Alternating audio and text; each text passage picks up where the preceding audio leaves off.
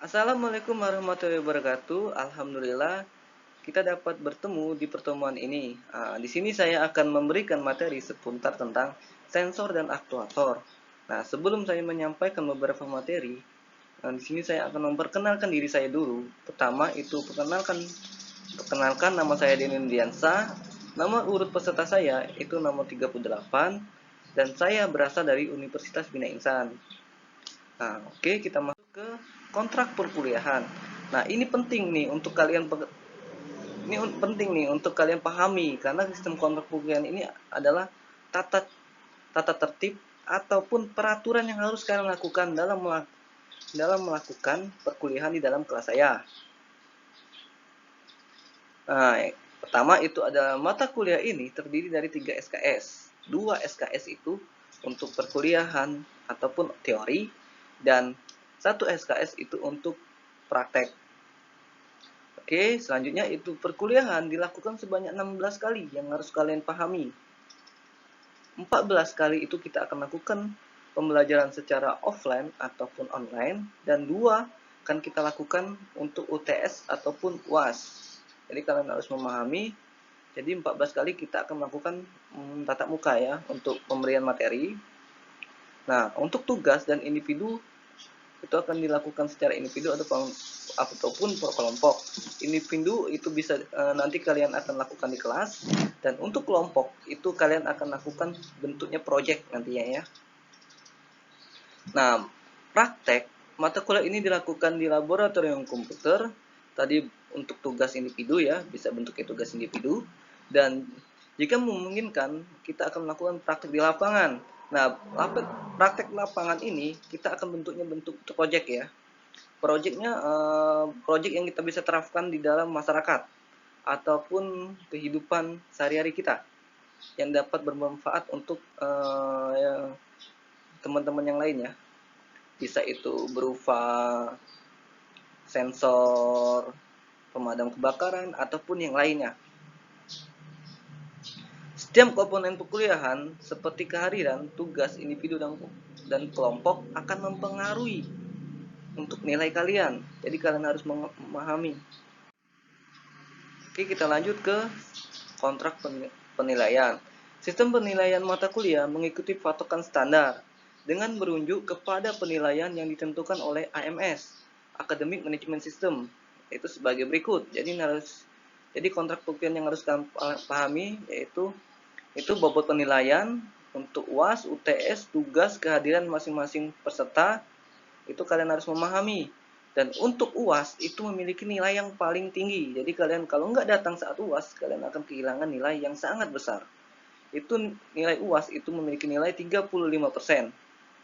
Jadi kalian harus memahami nilai UAS itu 35%. Dan untuk tugas itu memiliki nilai itu 30%. Ya, kalian harus memahami. Dan untuk kehadiran itu 20%. Untuk tugas itu 20%. Dan untuk kehadiran itu 15%. Jadi kalau kalian nggak hadir, itu akan sangat mempengaruhi kehadiran kalian, sangat mempengaruhi nilai kalian. Contohnya gini, dari 16 kali pertemuan ataupun 14 kali pertemuan, kalau semuanya masuk itu kan 100%. Tapi kalau kalian nggak masuk dua kali, berarti dapat nilai 80% ya, sekitar 80. Itu akan sangat mempengaruhi nilai kalian. Nah, ini tingkatan nilai akhir yang akan tercantum dalam AMS dengan persyaratan akumulasi skor nilai yang diperoleh seperti berikut ini. Jadi ini contoh akumulasi. Skor 85 sampai 100 itu akan mendapatkan nilai A. Skor 75 sampai 85 itu akan mendapatkan nilai B. Skor 60 sampai 75 akan mendapatkan nilai C. Dan skor 50 sampai dengan 60 itu akan mendapatkan nilai D. Skor kurang dari 50 itu akan mendapatkan nilai E. Jadi harus kalian pahami. Jadi nilai ini adalah nilai akumulasi dari keseluruhan nilai kalian, baik itu UAS, UTS, tugas, kehadiran, itu akumulasinya akan dinilai di sini. Oke, semoga kalian memahami dan saya harap kalian memahami dari sistem kontrak perkuliahan kita. Kita akan lanjut ke dalam materi perkuliahan. Oke, nah di sini materi yang akan kita pelajarin untuk 14 kali pertemuan, baik itu offline ataupun online, itu di sini ya. Pertama itu ada teknologi terkini. Nah, teknologi terkini ini adalah teknologi terkini seputar tentang sensor dan aktuator. Jadi harus kalian pahami apa sih teknologi terkini tentang sensor dan aktuator, dan bagaimana sih sensor dan aktuator ini diterapkan di dalam kehidupan kita. Bagaimana sih pentingnya sensor dan aktuator ini untuk kita lakukan sehari-hari, kegiatan kita sehari-hari. Oke, kita lanjut ke pengertian sensor, transducer, dan aktuator dalam sistem instrumentasi. Itu materi yang kedua. Ketiga itu tentang karakteristik sensor dan aktuator. Keempat, tentang prinsip fisik penginderaan atau sensing. Jadi bagaimana sih prinsip fisik dalam penginderaan? Oh, baik itu sentuhan, penciuman, pendengaran, penglihatan, dan lain sebagainya dalam konsep sensor dan aktuator. Selanjutnya itu tentang macam-macam sensor cahaya. Nah, macam-macam dari sensor cahaya ini apa sih? Berapa banyak sih? Dan fungsinya untuk apa? Lanjut lagi ke macam-macam sensor magnetik. Nah, untuk sensor-sensor magnetik ini, bagaimana macam-macamnya tuh seperti apa? Sensor magnetik ini. Sensor magnetik memiliki berapa jenis? Selanjutnya itu macam-macam aktuator mekanik. Nah, jenis-jenis dari sensor aktuator mekanik ya. Maaf ya, jenis-jenis dari macam-macam aktuator mekanik ya. Itu seperti apa macam-macamnya? Konsep pemilihan sensor dan aktuator. Nah, bagaimana sih kita memilih konsep pemilihan dalam sensor dan aktuator? Gak mungkin dong kita memiliki sensor hujan terus aktuatornya ke pintu. Gak mungkin ya. Jadi konsep ini diterapkan di konsep pemilihan sensor dan aktuator. Jadi seandainya kita memilih sensor menggunakan sensor hujan, pasti aktuatornya itu seperti door lock, seperti solenoid ya, itu untuk menutup jendela ataupun yang lain sebagainya. Nggak mungkin kita sensor hujan kita gunakan di aktuator untuk jalan ataupun kipas yang lain sebagainya ya penggeraknya. Selanjutnya itu rangkaian pengondisian sensor dasar. Nah, ini rangkaian pengondisian sensor dasar ini seperti apa? Jadi kan kita pelajari nanti di pertemuan 9 ya. Itu rangkaian pengondisian sensor dasar. Kita lanjut ke aplikasi sensor dan transducer. Nah, nanti di sini akan kita mengaplikasikan sensor dan transducer ke dalam sebuah Arduino. Prototipe yang akan kita gunakan nanti adalah sebuah Arduino dan sensor-sensor lainnya di dalam sebuah Arduino. Oke, kita akan lanjut ke transducer. Nah, di sini ada materi yang sangat menarik ya, transducer. Transducer, sebelum masuk ke sensor dan aktuator, ada baiknya kita harus memahami itu apa itu transducer.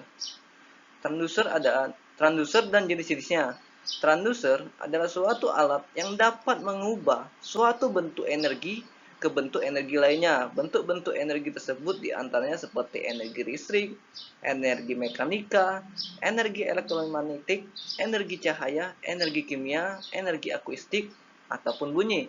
Dan energi panas pada umumnya semua alat yang dapat mengubah atau mengkonversikan suatu energi ke energi lainnya dapat disebut sebagai transducer. Jadi kalian sudah dapat memahami atau mencerna, transducer itu adalah suatu alat yang dapat mengubah atau mengonversi satu energi ke energi yang lain. Contohnya gini, kita menggerakkan sebuah mouse. Menggerakkan sebuah mouse itu energi gerak ya. Energi gerak akan dikonversi menjadi sebuah kursor. Jadi kalian pernah mengalami, kalian menggerakkan mouse di laptop atau komputer kalian, dan akan ditampilkan atau dikonversi ataupun keluarannya bentuk kursor yang ada di layar komputer atau monitor kalian. Itu salah satu contoh dalam transducer. Ataupun yang lainnya ya, kalau contoh yang lain itu seperti solenoid. Banyak itu digunakan di dalam sebuah konsep ini ya, perhotelan. Karena gini, karena membuka pintu menggunakan sebuah kartu. Nah, kartu ini itu sebuah alat, sebuah sensor yang akan dikonversikan menjadikan energi listrik dan statis, dan akan dibuka dan akan dikonversi menjadi solenoid untuk membuka pintu, ya. Nah, jadi dari kartu akan dikonversi menjadi gerak, ya. Oke, ini ada contoh yang dapat kita lihat. Itu ada gambar orang suara. Nah, itu orang bersuara itu akan melakukan sinyal, akan mendapatkan sinyal, dan akan dikonversi menjadi sinyal elektronik. Oke, akan masuk menjadi sinyal elektronik dan akan diproses menjadi sebuah gelombang, dan akan ditransmitter atau akan dikirimkan. Nah, ini sifatnya input, ya. Dari suara masuk ke bentuknya akan bentuk sinyal, akan ditransducer atau dikonversi atau diubah menjadi sinyal elektronika, dan akan diproses dan akan dikirim, ya. Ini bentuknya gelombang, ini bentuknya input. Nah, ini bawahnya adalah bentuk outputnya. Gelombang elektronika yang bentuk suara tadi akan diterima receiver atau diterima dan akan dikirimkan menjadi sinyal elektronika, dan akan ditransducer ataupun diubah, dikonversi, dan dapatlah menjadi di telinga kita. Ini penerapan dalam konsep komunikasi dalam sebuah handphone ataupun komunikasi suara, ya. Seperti kita sekarang ini, saya berbicara akan dikonversi atau diubah menjadi sinyal elektronika dan diproses dan dikirimkan, kemudian diterima dan dirubah menjadi sinyal elektronika dan diterjemahkan, dan kalian akan bisa mendengar suara saya dari sini. Oke, kita akan lanjut ke sensor, ya. Nah, kita lanjut ke sensor. Tadi transducer sudah kalian pahami. Sensor itu definisinya secara luas, sensor merupakan sebuah objek yang bertujuan untuk mendeteksi kejadian atau perubahan di dalam lingkungannya, dan kemudian menyediakan hasil yang terkait. Sensor merupakan sebuah jenis dari transducer. Sensor bisa menyediakan berbagai jenis hasil ataupun output, namun secara khusus menggunakan sinyal listrik atau optik. Itu menurut Brown tahun 2018. Kita lanjut ke sensor merupakan perangkat yang mengubah kualitas fisik menjadi sinyal listrik dan kemudian menyediakan voltasi ataupun arus atau menyebabkan perubahan dari resistansinya. Ini menurut Zeeman tahun 2018. Sensor. Dan menurut De Silva tahun 2007, sensor merupakan perangkat yang mengukur variabel sistem atau excitation response (ETS). Itu menurut SIPA. Kemudian menurut De Silva lagi tahun 2018, ini diupdate lagi, ya, dengan De Silva tadi, sensor dibutuhkan untuk mengukur atau mengindra sinyal-sinyal yang tidak diketahui dan parameter-parameter dari sebuah sistem rekayasa dan lingkungannya. Sensor dibutuhkan untuk mengamati dan mempelajari mengenai sistem tersebut. Menurut Fraden, sensor adalah perangkat yang menerima stimulus dan merespon, ya. Ini menurut sensor, menurut ahli-ahli, ya. Nah, ini ada contoh-contoh jenis sensor. Pertama itu ada sensor jarak, atau pertama ada sensor jarak, ya. Kedua ada sensor gerak.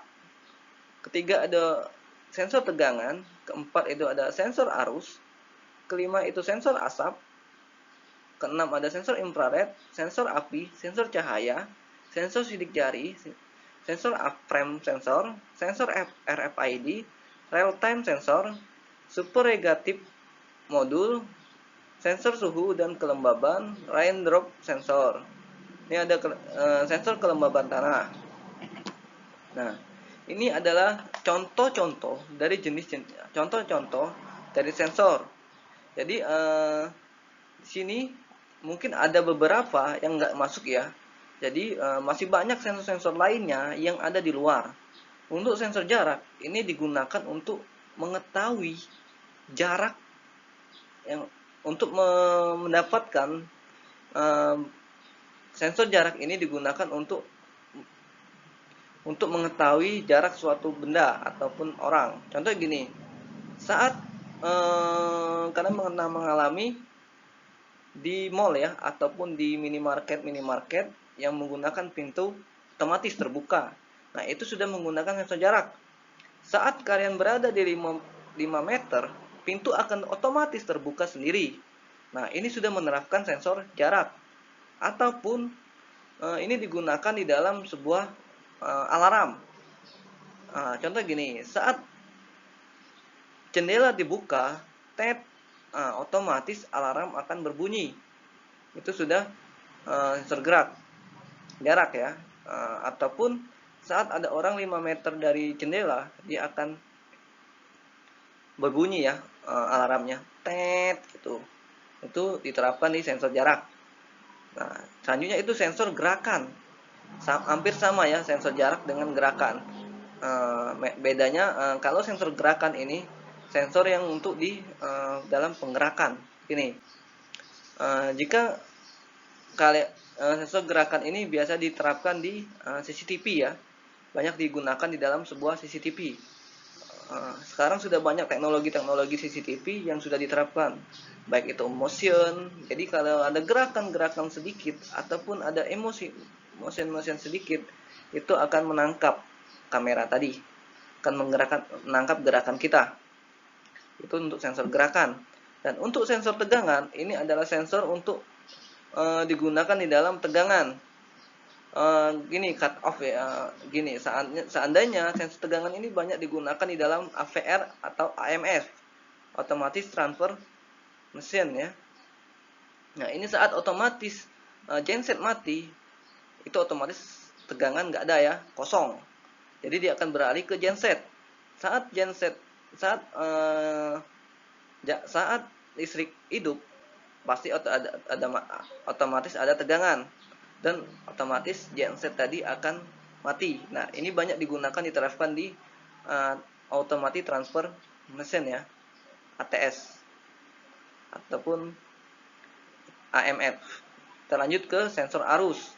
Sensor arus ini juga sama untuk mengetahui arus yang masuk dan arus yang keluar. Itu ya banyak digunakan ya. Selanjutnya itu sensor asap. Nah, ini biasanya banyak digunakan di hotel ataupun yang lain sebagainya, sensor asap untuk mengetahui kebakaran ataupun orang merokok dan lain sebagainya ya. Selanjutnya itu ada sensor infrared. Nah, sensor infrared ini digunakan untuk antar perangkat infrared ya. Digunakan untuk antar perangkat infrared, baik itu saat pengiriman ataupun penerimaan. Selanjutnya itu sensor api. Nah, sensor api ini digunakan untuk mengetahui, biasanya digunakan di ini ya, di banyak tuh di kehutanan ya. Di kehutanan itu banyak digunakan karena untuk mengetahui kebakaran. Sekarang sih sudah ada penerapan konsep di satelit itu menggunakan sensor api, dia untuk mendeteksi di mana sih ada orang bakar satu lahan. Seandainya di sana ada membakar satu lahan, akan terdetek melalui satelit. Nah, itu konsepnya, sensornya sudah menggunakan sensor api yang canggih ya, untuk mendeteksi di mana sih ada sinyal api di situ. Bisa detek ya. Jadi kita sekarang jangan asal bakar ya, karena akan terdetek di satelit. Selanjutnya itu adalah sensor cahaya. Nah, sensor cahaya ini akan digunakan dalam penerapan konsep cahaya ya. Sensor cahaya ini biasanya digunakan banyak digunakan di stadion ataupun yang lain. Jadi saat matahari terbit, dia akan membuka stadion. Saat mau hujan, dia akan menutup stadion. Sensor sidik jari, nah ini banyak ya sensor sidik jari ini. Sekarang banyak diterapkan di fingerprint ya, fingerprint ataupun absensi sidik jari. Itu sudah banyak tuh sensor sidik jari. Nah ini saat kalian absen, dia akan mendeteksi sidik jari kalian. Bisa juga diterapkan di dalam pintu. Jadi di sebuah laboratorium, saat orang pengen mengajar, seorang dosen pengen mengajar, dia akan mengakses sidik jari mereka, buka nanti lab tersebut, dan akan terdetek jam berapa dia mengakses. Nanti kalau ada kehilangan, jadi bisa dideteksi siapa sih yang mengajar pada jam segitu. Selanjutnya itu ada frame sensor. Ini sama ya, sama api tadi ya, sensor api ya. Selanjutnya itu sensor RFID. Nah, sensor RFID ini biasanya digunakan pada kartu RFID ya. Jadi kalian sudah menggunakan RFID, menggunakan kartu biasanya banyak diterapkan di perguruan tinggi juga ya, untuk mengakses eskavator ataupun bukan eskavator, mengakses lift ya. Menggunakan kartu ataupun ruangan-ruangan tertentu. Selanjutnya real time clock. Nah, ini sebenarnya antara sensor sama pemberitahuan ya. Ini termasuk kayak gitu ya. Bisa dikategorikan pemberitahuan, bisa dikategorikan pemberitahuan untuk memberitahukan bahwa jam tersebut ya. Untuk mengetahui jam-jam tersebut ya. Ini untuk waktu, digunakan untuk pemberitahuan dalam sebuah waktu. Selanjutnya itu super regenerative modul ya. Nah, ini super regenerative modul ya. Selanjutnya itu sensor suhu dan kelembaban. Nah, sensor suhu dan kelembaban ini untuk mengukur sebuah suhu di suatu ruangan. Ini biasanya nama alatnya DHT11 ataupun sekarang menggunakan DHT22. Nah, ini untuk sensor suhu dan kelembaban untuk mengukur suatu kelembaban di dalam suatu ruangan. Selanjutnya itu rain drop sensor. Nah, ini untuk mengukur biasanya sih untuk mengukur hujan ya, sensor untuk mengetahui hujan ya. Selanjutnya itu untuk mengukur kelembaban tanah. Oke, itu tentang macam-macam sensor. Kita lanjut tentang aktuator. Tadi sensor sudah, sekarang masuk ke aktuator.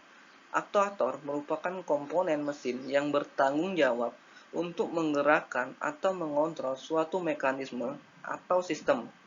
Aktuator membutuhkan sinyal kontrol dan sumber energi. Sinyal kontrol merupakan energi yang relatif rendah dan bisa berupa voltasi listrik atau arus, pneumatik, atau tekanan hidrolik, atau bahkan tenaga manusia. Sumber energi utama yang disediakan dapat berbentuk arus listrik, tekanan perioda hidrolik, atau tekanan pneumatik. Ketika sinyal kontrol diterima, aktuator meresponnya dengan mengubah energi tersebut ke bentuk gerakan mekanisme. Aktuator merupakan mekanisme di mana sebuah kontrol bekerja pada sebuah lingkungan. Sistem kontrol tersebut dapat sederhana dalam artian mekanis tetap atau sistem elektronik berbasis perangkat lunak, misalnya penggerak printer. Pernah kan kalian melihat penggerak printer? Jadi printer itu pas kalian buka, nanti yang di head atau di ketiknya akan bergerak. Nah, itu menggunakan sebuah penggerak ataupun aktuator. Aktuator yang digunakan di sana bisa berupa DC ini ya, DC motor ya.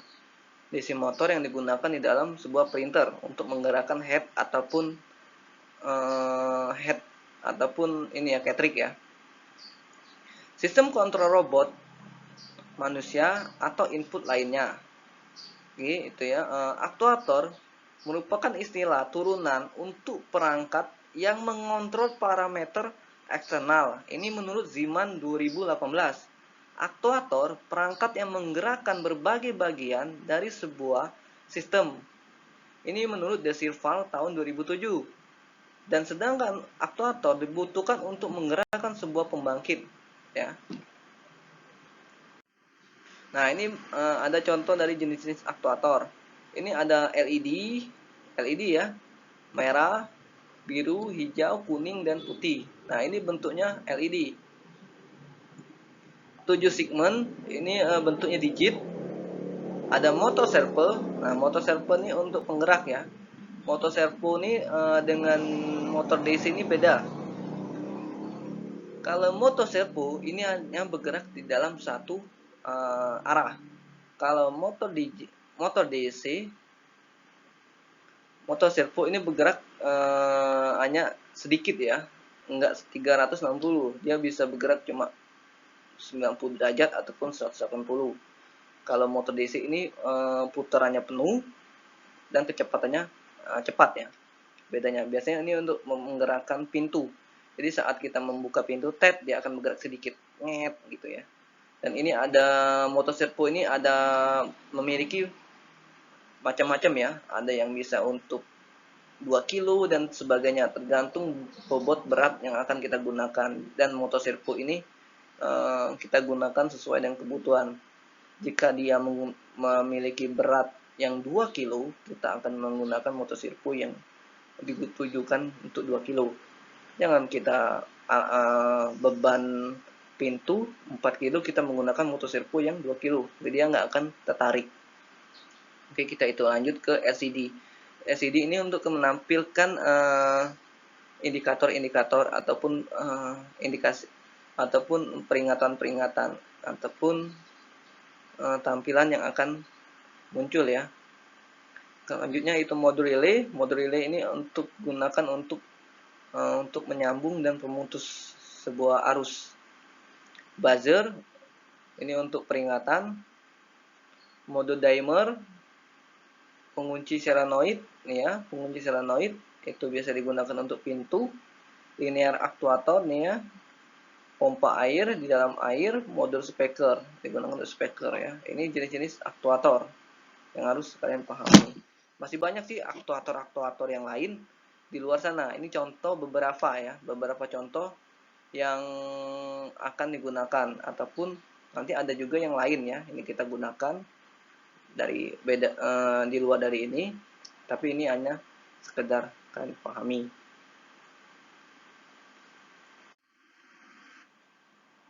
Nah, ini ada lagi hubungan sensor dan aktuator. Sensor dan aktuator memegang peranan penting dalam berbagai aplikasi praktis. Secara umum, sensor mengubah pengukur ke dalam nilai pengukuran yang sesuai. Dari sudut pandang sistem, pengukur berfungsi sebagai input dan nilai pengukuran sebagai output dari sensor. Elektromekanikal atau aktuator mengubah kualitas listrik, misalkan voltase listrik, ke dalam kuantitas mekanik, misalnya gaya mekanik. Oleh karena itu, aktuator bekerja berlawanan arah dengan sensor.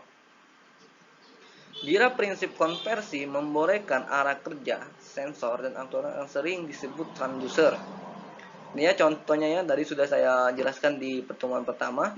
Itu ada quantity, distance point, ini ada di sini ada sensor ya, seandainya sensor hujan ataupun jangan sensor hujan ya, kita ambil sensor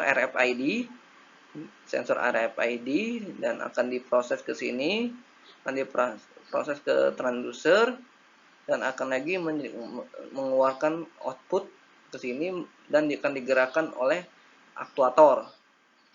Dan penggeraknya dari kalau RFID tadi penggeraknya berupa solenoid ya. Dia akan menggerakkan solenoid. Pintu tadi akan terbuka sendiri. Ini ya, contohnya tadi ya sudah dijelaskan bertemu di pembahasan awal. Ini ada user interface command, pengguna ya menggunakan interface perangkat, mouse dan keyboard, dan akan kita kontrol komputer, akan masuk ke komputer akan diproses lagi di sinyal condition di ampli, akan dikonversi, akan diproses lagi. Nah, ini akan tadi ada solenoid, ada dianu lagi ke motor ya, dan dia akan dikeluarkan dalam bentuk motor. Ini baik, saatnya kita kontrol ini ya bentuknya ya, sinyal connection. Ini contohnya hubungan sensor, ini hubungan sensor dan aktuator.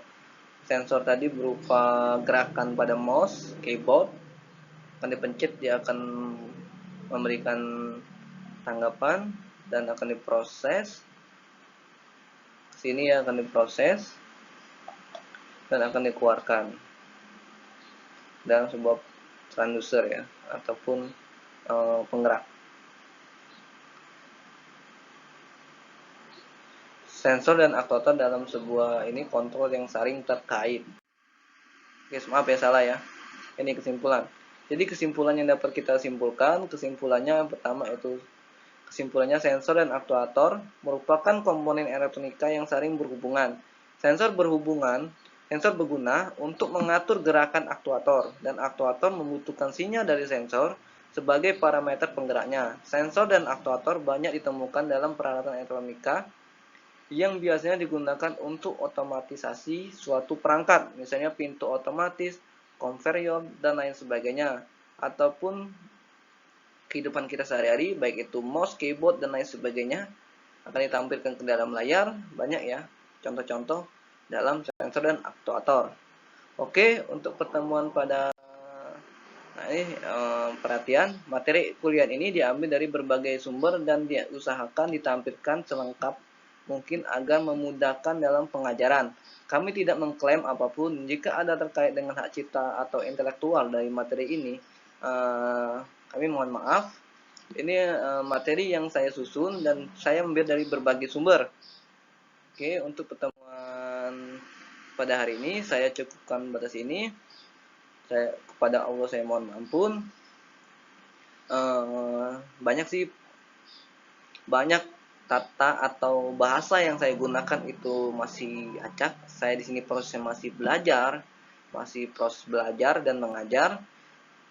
Jadi mohon ketersediaan oleh Bapak ataupun dosen untuk memahami kondisi yang saya alami, dan saya selalu ingin belajar.